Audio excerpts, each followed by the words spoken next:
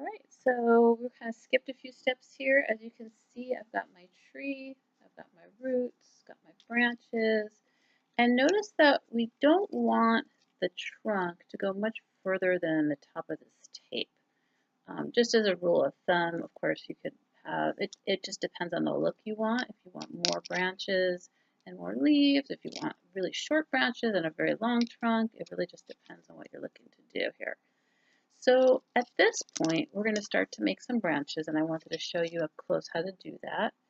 So one way we can do this is to twist. Now this is where your creativity comes in to play here. Twisting these two together, for example. Oops, actually we can take off the tape here at this point too. That's helpful.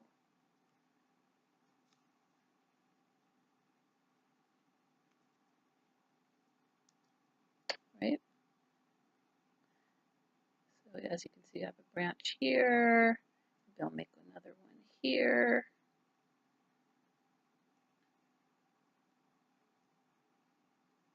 And add some leaves in just a moment so you can see how to do that. But I think you guys kind of get the gist.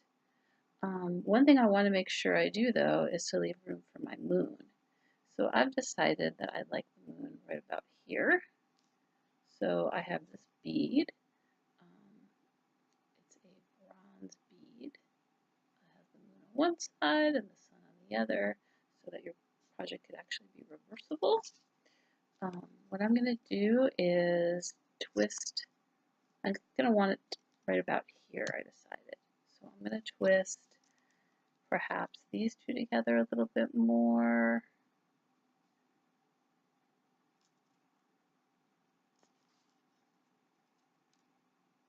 Remember, you can move your branches around, crisscross them. That's the nice thing about trees. There's no wrong way to do this.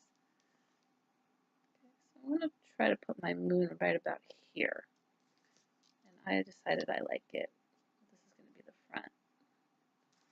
So this is actually a bead, so I'm going to go ahead and string it on.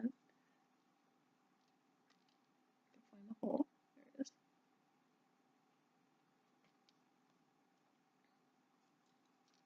So you've got your bead here with your moon.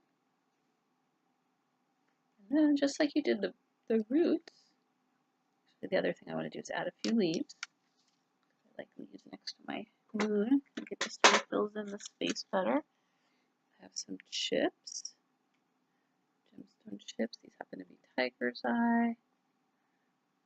String a few of those on here. Just kind of give you an idea how it works. And then we're going to make that our first leaf and moon.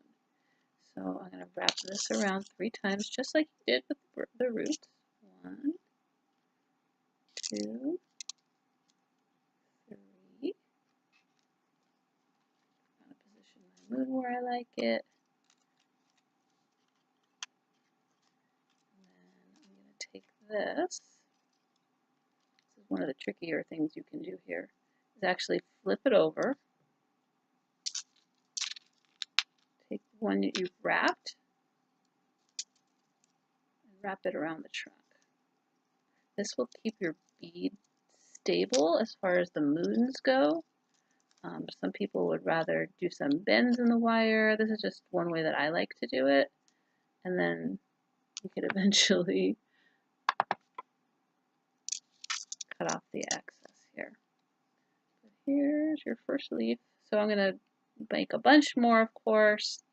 And I'll show you what it looks like at the end.